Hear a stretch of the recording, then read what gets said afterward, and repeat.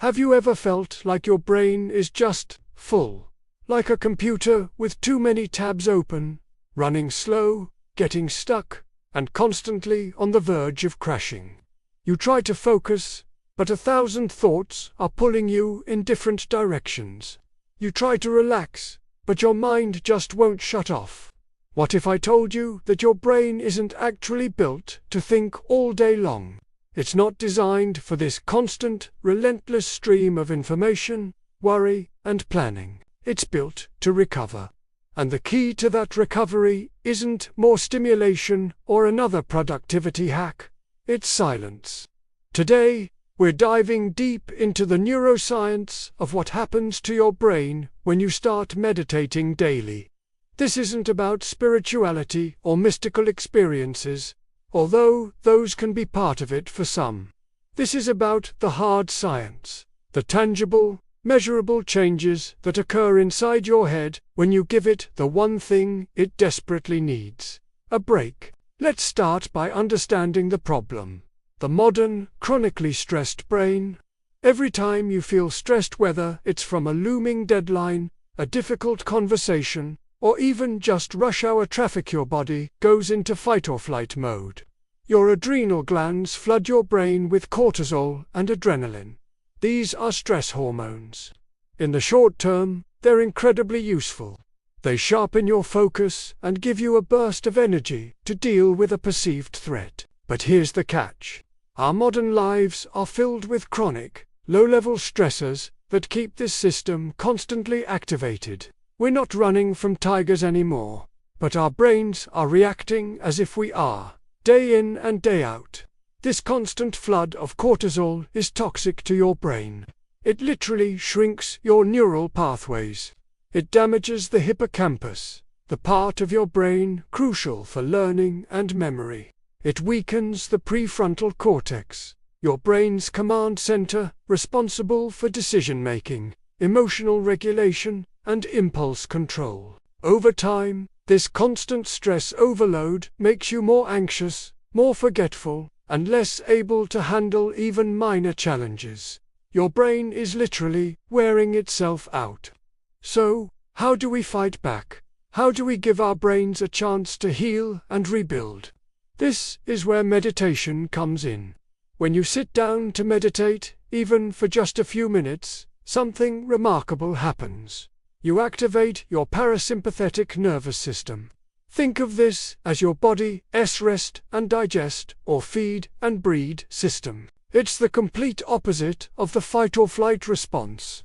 As you begin to focus on your breath, your heart rate slows down, your blood pressure drops, your body starts to produce more of the feel-good neurochemicals. Dopamine, associated with reward and pleasure, increases. Serotonin, which helps regulate mood, gets a boost. And most importantly, you get a surge of GABA, or gamma-aminobutyric acid. GABA is your brain's primary inhibitory neurotransmitter. Its job is to calm down an overexcited nervous system. It's like a natural tranquilizer that tells your brain, it's okay. You can relax now. The threat is gone. This isn't just a feeling. These are real physiological changes. And they don't just happen while you're meditating. The effects are cumulative and lead to profound structural changes in your brain over time. Researchers have used MRI scans to look inside the brains of people who meditate, and what they've found is astonishing. In as little as 8 weeks of a consistent daily meditation practice, the gray matter in key areas of the brain actually thickens. Let's talk about the proof.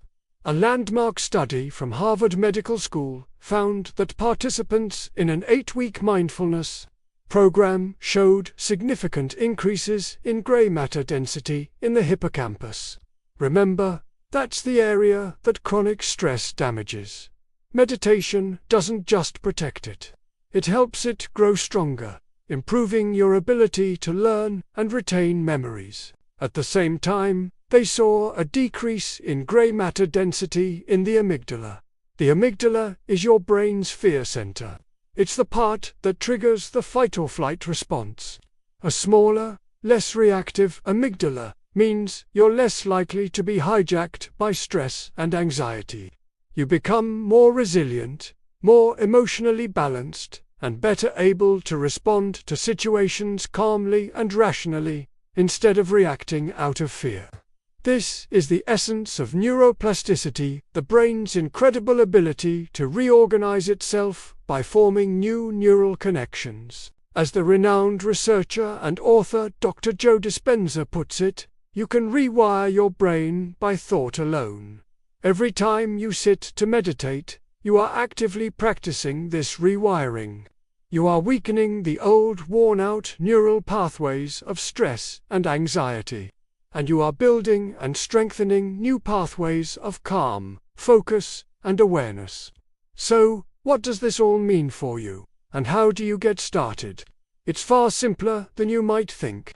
You don't need a special cushion, a silent retreat, or hours of free time. The solution is accessible to everyone, right here, right now. It starts with just 10 minutes a day. That's it. 10 minutes. Find a quiet place where you won't be disturbed. Sit comfortably, either on a chair with your feet on the floor or cross-legged on a cushion. Close your eyes.